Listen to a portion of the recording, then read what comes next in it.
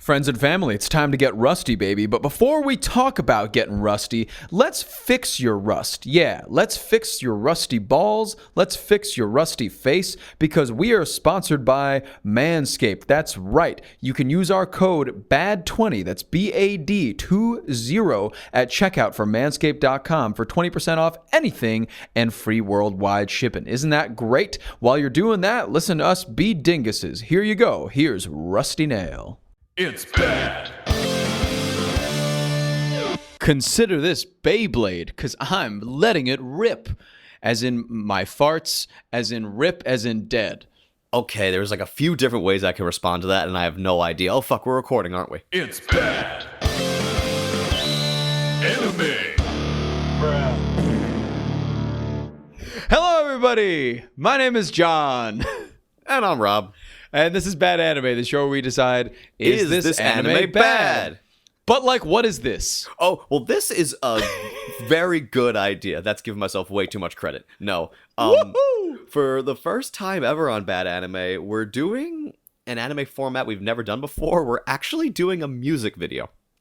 Yeah, this is a very interesting thing, and it has opened a lot of many cans of worms across my mind about other animated music videos that we could possibly get into. Yeah. But I think this one is specifically special because it is Japanese. Yes. So that really helps with the whole, anime thing and linking it together. And this was an original production for the music video. Which is great. Which Yeah. I feel like I could tell because Yeah. it seemed like... Well, we'll get more into that later. We'll get into it. Yeah, Rob, would you care to announce what this is and who it's by? Well, the song is by a band, I guess with two different names. Their original name was X, but once they started a more global expansion, they were known as xjapan. Spoiler, one of my favorite bands of all time. And Yes. You've known this for years, and I'll get more into why, how, and all the stories I have regarding that band, because they're actually very relevant to this video, funny enough. But by the time this came out in, I believe, Rusty Nail was released, I think, 94, 95 as a single before the album of Dahlia, which it was later featured on. So let's say mid-90s. And this is for the song Rusty Nail. This song has been a staple in their live set since it came out as a single. Either as an opener or the second song they played. Wow. Okay. So it's a very popular song of theirs, it sounds like. A very popular kind of high energy song placed in the early parts of the set. It's an up-tempo rock song. It's kind of different than X's other stuff because before this, X was essentially a thrash metal band or a power metal band, depending on the album. But this was all in between like 88 and 91, so those genres weren't very well defined. Thrash was a little more so, but power metal was still in kind of its infancy. So, but a lot of people call it X speed metal, which is also kind of appropriate. Right. Yeah, no, we could do a whole podcast breaking down the differences between thrash and speed metal. But anyway, we definitely could. Like you and I, especially. us too. Really Yes. Could easily. But anyway, conquer that. So, what was I about to say? But it's crazy because even as a thrash metal band or speed metal band, predominantly, they're one of the highest selling Japanese acts of all time. They sold 30 million albums, sold out the Tokyo Dome more times than Bon Jovi by a decent margin. Yeah, they sold out the Tokyo Dome 18 times. Damn. Yes. Okay, then. That's I think pretty impressive. They've played it more than that, but they've sold it out legitimately 18 fucking times. Damn. Yeah, and for a while, just the New Year's Eve show, they would always play New Year's Eve at the Tokyo Dome, and that actually made the New Year's Eve at the Tokyo Dome kind of a thing. So, trendsetters in a lot of ways, pioneers in what was called the visual K movement, among Japanese, Yep, I know it well, yes. There's actually, because you actually talked to someone who was briefly involved in the scene, when you interviewed Miyavi back in the day. And yeah, I did interview Miyavi, and he is now like kind of like a hotshot guitar player, like internationally renowned, but yes, a Japanese guitar player. And I remember you telling me that one of the members of xjapan and Miyavi are actually in a new project right now. Yeah, they actually just started forming recently, and that's exactly what led me to watching this video in the first place. Wow. Okay. All right. Ooh, that was What a great roundabout connection that is. It's actually more of a straight line, honestly. Just like X happened, then Y happened, then Z, X. What I see what I did there, and then Z happened. Hey. Wait, hey, X, which led me to watch this video. Straight guys, we're straight. What? I'm sorry. There's no way to make yourself more suspect than just screaming that at the top of your lungs. It's like the hashtag rock ain't dead, the one that all fucking rock stars of yesteryear have been promoting. God. There's no way to make the opposite sound true than to scream it. You know what I mean? Yeah, you're right. It's like those who scream usually are wrong, or Exactly. are like the rock is dead hashtag. Anytime I hear a band say like, "Oh, rock music isn't dead," I'm like, you have just confirmed That what it's we dead. all agree, that rock music is dead. Like you don't see Jay-Z out here being like hip hop is dead, because it's not. Yeah, exactly. I'm sorry. You know what I mean? Hip hop isn't dead, I know what because you you meant. don't need to say that. It's Exactly. very much alive and well. The hip hop genre is a lovely genre. Yes, and here's the thing though, rock Straight guys. loving woman every day. Yeah. Every single day. Sorry, continue what you had to say. Now let's talk about some beautiful men, because it's it's Yoshiki right now, who is the drummer, founder of xjapan, primary songwriter. Miyavi, a guitarist named Sugizo, who was a founder of the Japanese band Lunacy, and also spelt Luna space SEA, so Luna C.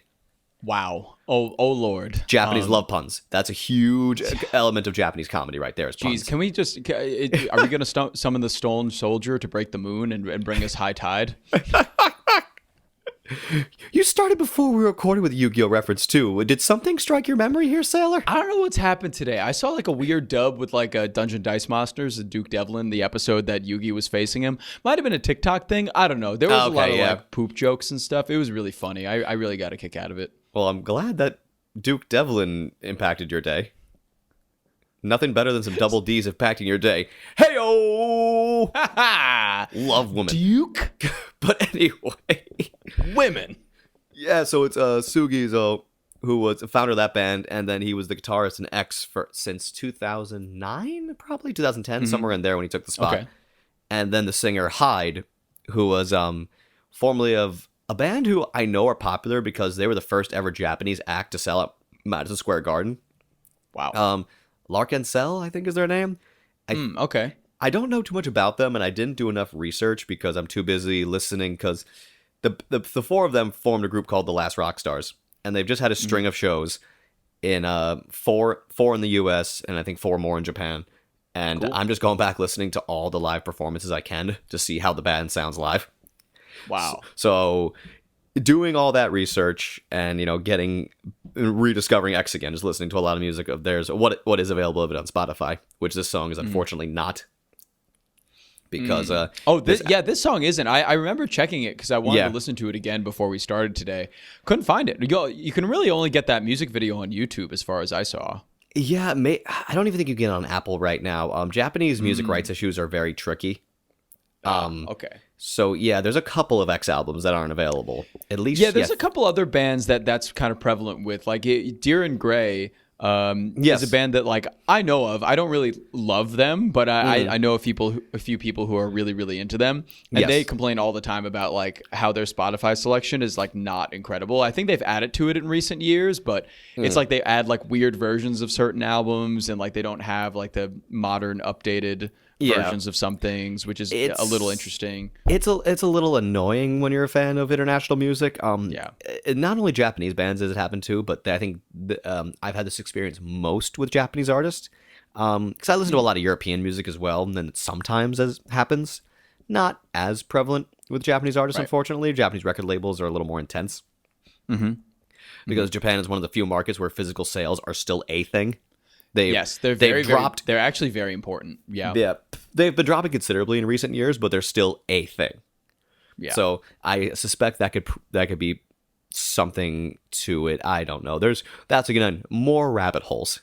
But Yeah, so many but- rabbit. I was just about to talk about how like Korea has a similar thing of their music rights aren't a problem. Like they're able to negotiate those, and Yes. like every K-pop band ever has like great rights, especially in streaming. Yeah. But they also do have like a booming physical market, especially do. for like bands like BTS or Blackpink that are big commodities that people want them as collectibles, which is super interesting because I feel like that's so a many people huge buy thing in Japanese music as well. Huge thing. nuts because like so many people buy these CDs but don't have a CD player, but just take them home. Well, because Korea and Japan perfected this a little bit because you're not getting just the CD a lot of the time. You're getting it in like a book with Yeah, a bunch right. of images, interviews, maybe even a DVD in there. Right. It's like a commemorative pack or something. It's like a deluxe bundle or something exactly. like that. Which is amazing on the Korean side of things and even Japanese side as well because sometimes they'll do this for singles that include like 3 songs. That's great. I really like that actually. Like I this is such a tangent, but I got a ticket to see Ghost a few years ago. I love Ghost, big fan. Right. I got a ticket to see them at Barclays Center in Brooklyn. It was their first like big arena show ever. It was massive and they've sold it out and Right. stuff. It was awesome. But I bought a ticket and then a month later I get like something in the mail and they just sent me a CD because they were just like, hey, thanks for buying the ticket. You just got a free CD of our new album. Oh, that's cool. Okay. That's cool. Cool. Like, why not? That's great. Nobody wants to buy these anymore. So why not just like, make it a little fun collectible item? Exactly, and I love the like kind of that spirit. And you're right when you say it. A lot of people don't even have CD players. I mean, Yeah. you could make I connections probably to can't even play a CD anymore. maybe in some of my video game consoles. Yeah, right. If I like fire up the Xbox 360 or something. Maybe that Yeah, could work. I have a disk drive in my car, but that's about it. But with the yeah. Bluetooth, with the Bluetooth in my car, it seems a little superfluous. But You don't really need it. Yeah. I mean, I used to have like the little tape thing that you put in the Yeah. tape thing of your car and it has an aux cord. Yes. Rusty Nail. yes, but now we're talking about rustynail. Yeah. And as another great product of promotion, not only did they do a video of them performing the song, which I'm having trouble finding recently. They decided, hey, because from what I was able to gather, it's because there was a manga publication at the same time and an anime adaptation of the series that was also called X. No relation at all, just conveniently shared the same name. And I was very surprised when I heard this because I looked up the studio who did this anime, and it wasn't AIC, even though it really reminded me art-wise of Armitage the Third, and I'm just like, that is one of the things I was gonna call out. That like it looks like a Rob fan favorite anime where it is like perfectly like that 90s like grainy kind of style that we saw in like Armitage the Third, and even oh man, the one that was gonna be porn, Ixer One. yeah. The only real difference similar between to those that. two is this one clearly had a lot more money behind it because it's much you can, let's say you're taking a similar budgets. When you're only making 5 minutes material, you can make it look really good.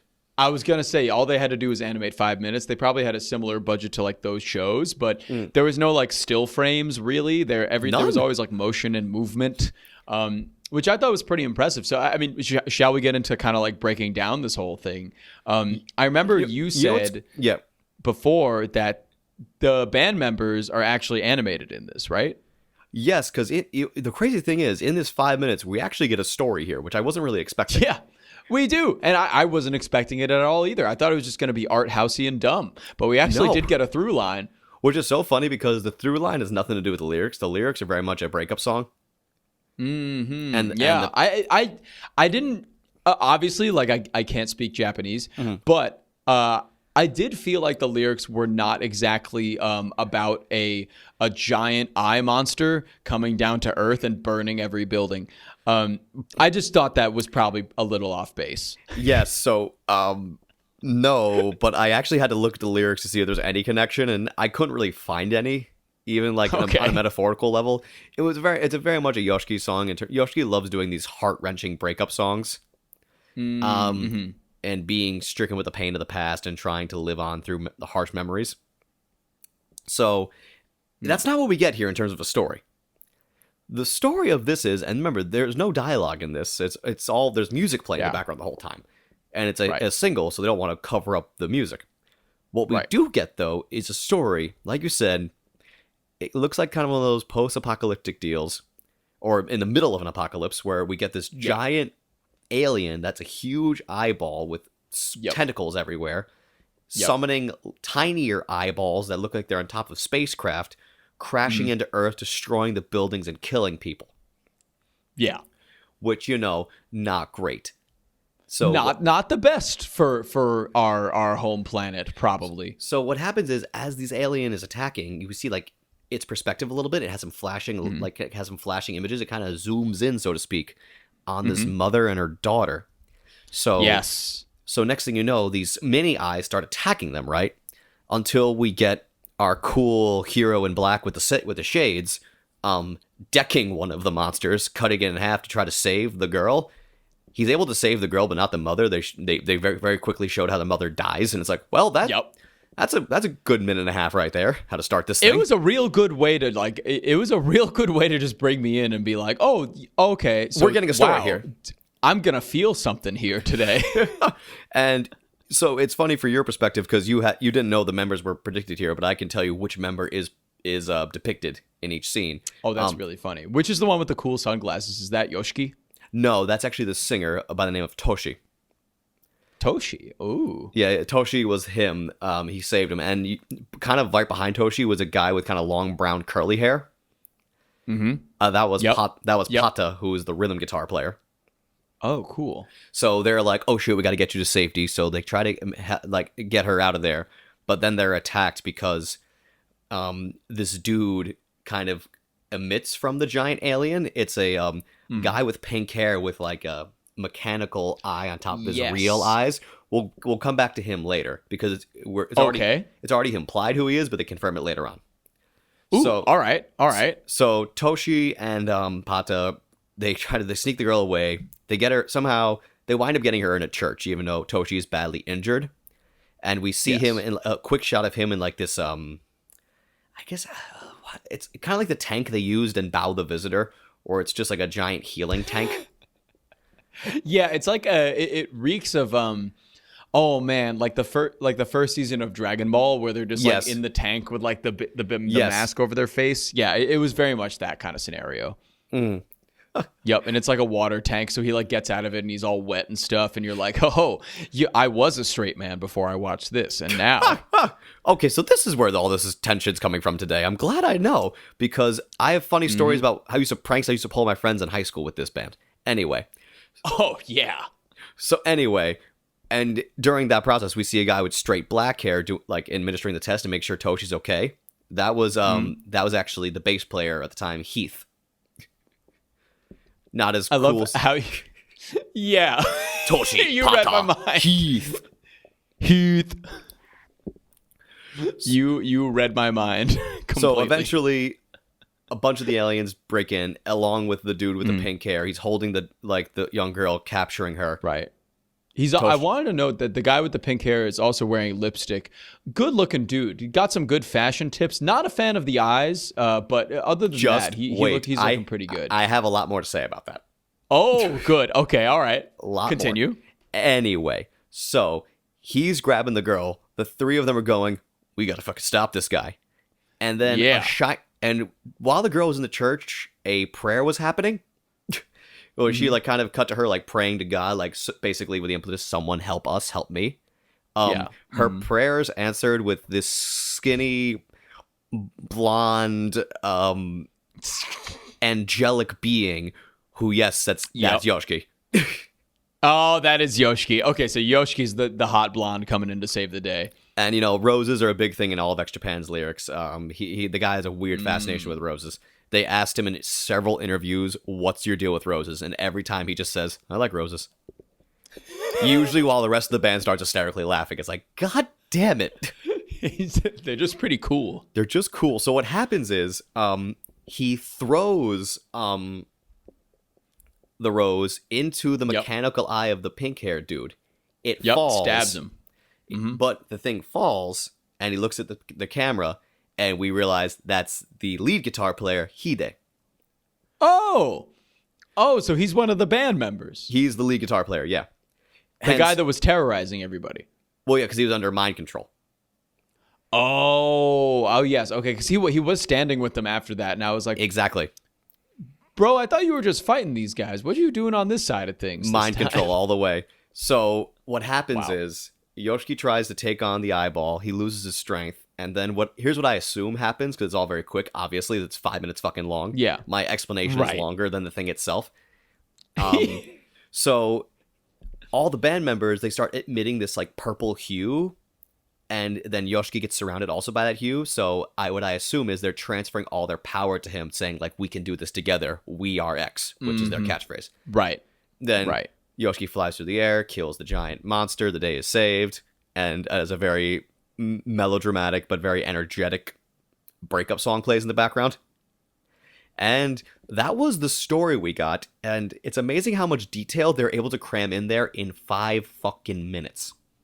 Yeah, they really they really got their money's worth out of this 5 minutes, because I gotta say the animation was pretty impeccable the entire time, and it really did reek of that 90s era. And of course it was made in the 90s, but the same thing as I mean, like Armitage the Third, Yes. Ixer 1, but it had like so much punch to it, and so Yes. much the visuals were very appealing, I thought, throughout. And the story was very fun, and it was very like quick and easy, because, you know, right, there's an enemy, let's figure out what's going on. Yep. You know, there's even like a sub enemy too, when like their guitarist tries to kill them. Yes. And they're like, oh, it's a mind control device, and they take the device off of him. And then that's it. They just like get together, the power of friendship, you know, the power of being a band. Yep. And then they destroy that big eyeball. And right after they destroy that big eyeball, one of the fun things was that the eyeball breaks and just like disintegrates. And right behind the eyeball is the sun, in the same shape that the eyeball was, with a giant X on it. Yep. Yeah, because that's what we're here for, baby. X! Hell yeah. And then that's pretty much how it ends, as you said. Yeah, I where to go with this? I guess. What were your thoughts? We're going to talk about a couple other things first before we... Good. Oh, yeah, great. It's bad. Listen here, listeners. I know your balls are looking nice, but you know what could use a shape up? Your beard. And breaking news, Manscaped now sells beard products. That's right. They're once again revolutionizing men's grooming with the brand new Beard Hedger Pro Kit. From a beard trim to a fresh shave, the technology behind the Beard Hedger Pro Kit allows you to shape your signature beard look. Now you can finally use Manscaped products to make your drapes match your carpet by going to manscaped.com and using code BAD20, that's BAD20, for 20% off and free shipping. And ain't that great? Now back to the anime. It's bad. Well, so I have a theory. Okay. Something I want to address here, because the guitar player at the time, Hide, I mentioned, by the time this video was produced, he was actually having a couple solo hits of himself. Like, you know, while X was still going, he started a solo career. In contrast to X's more speed metal stuff, he was experimenting way more with kind of an alt rock type of sound and doing fairly well. So I wonder if what they wanted to do was just give a shout out to how he has so much star power of his own now to make him the villain, or maybe he just drunkenly said, I want to be the villain, which is very possible.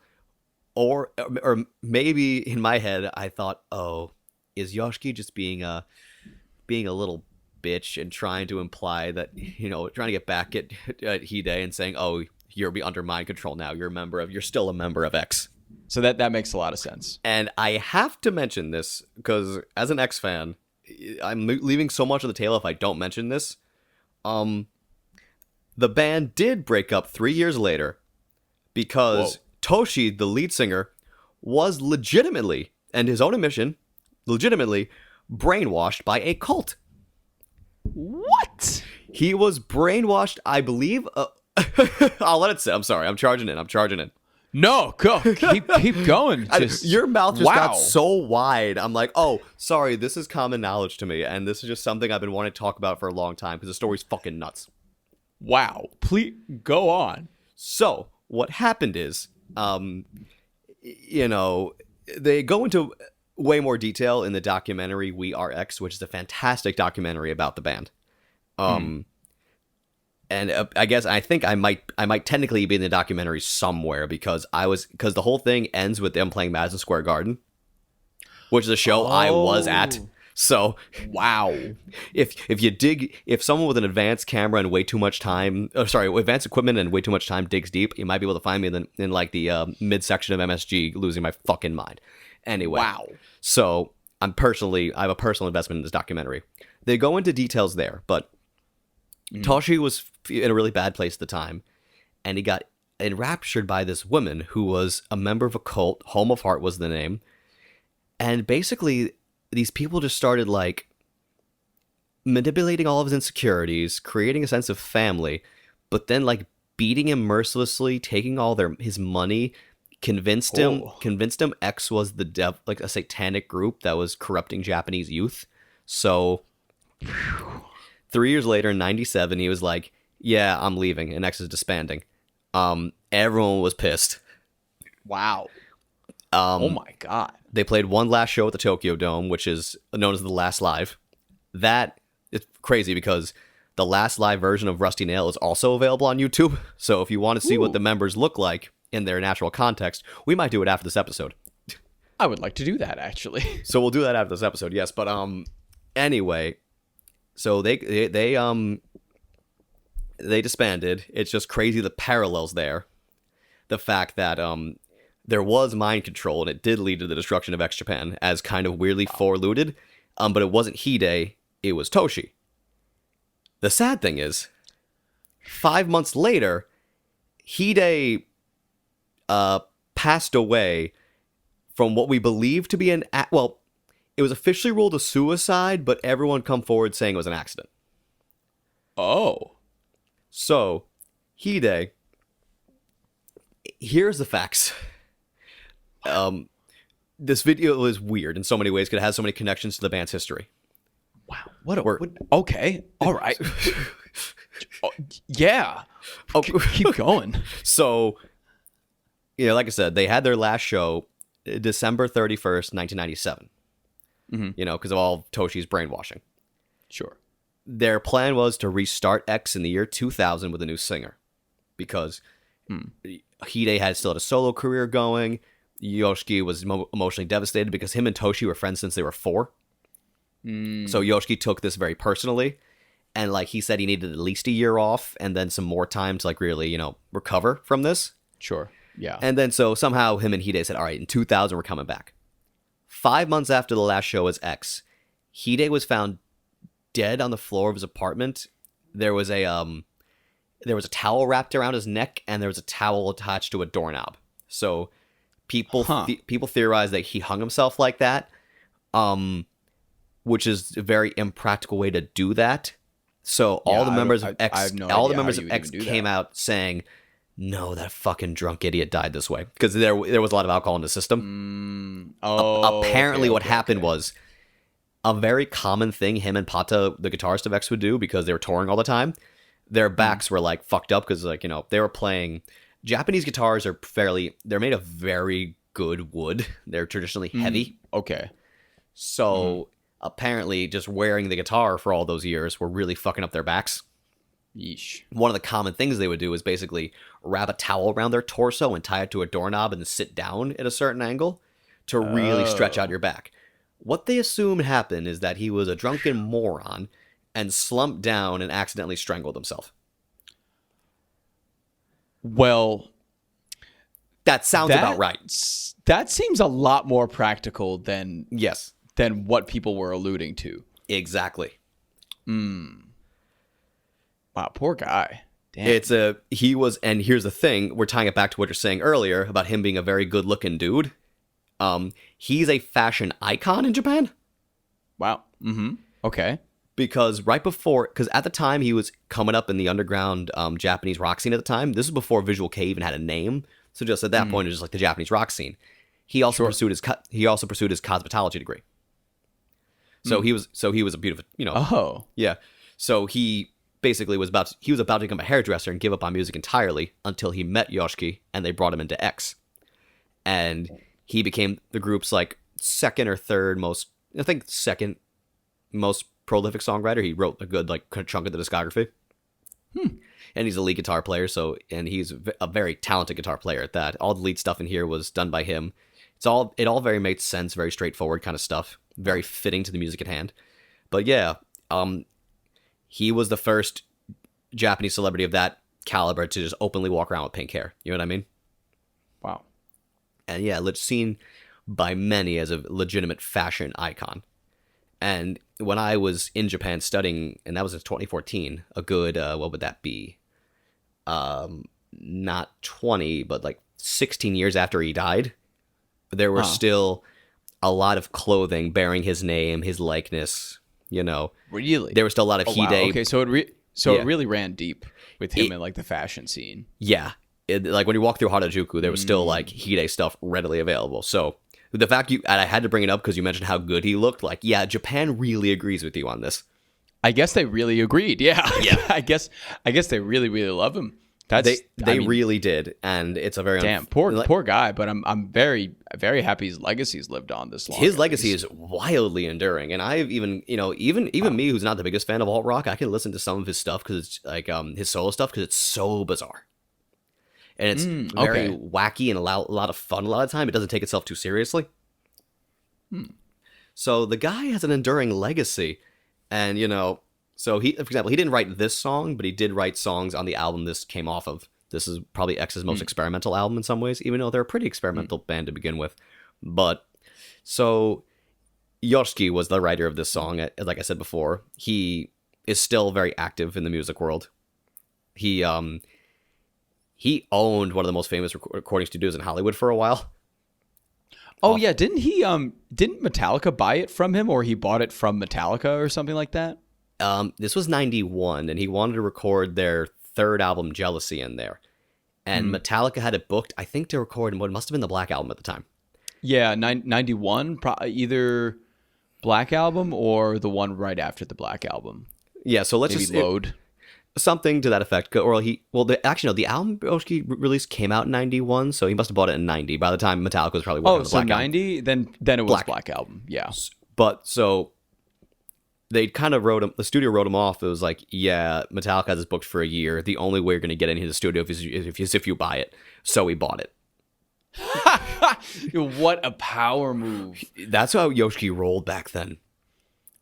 Because Japanese artists are notorious for getting paid very well, especially songwriters over there. And Yoshiki being a very well-regarded and well-liked songwriter, he made a lot of money. So he just bought the studio. He owned a record label that a lot of the early Visual K bands were signed to. Oh. Ecstasy Records. But he always let them go the minute they were offered a major label deal. He would always just tear up their contracts right then. So, also a stud. You can call him an asshole for kicking people out of studios, but also he gave so many guys a fighting chance in music. He really did, it sounds like. So, yeah, wow. Really stuck to his guns. Yeah, so there's a reason why Yoshiki and Hide are the two most well-depicted characters in this, which is basically an OVA. Because this was released on video, and I gotta give the show credit, this video. It told a more concise story than a lot of OVAs we watched. It really did. It told it in a way without words. With no dialogue. Which was also pretty impressive. It was all action scenes and reaction shots. That's all they did. All visual. All you visual. could just pick it up as you went along. K. Like even if hey baby, even if you muted the music, because the music, I mean, what was the music? It didn't really have anything to do with the video. Yeah. Even if you muted the music, you'd have a very good idea of what was going on, like what the story was.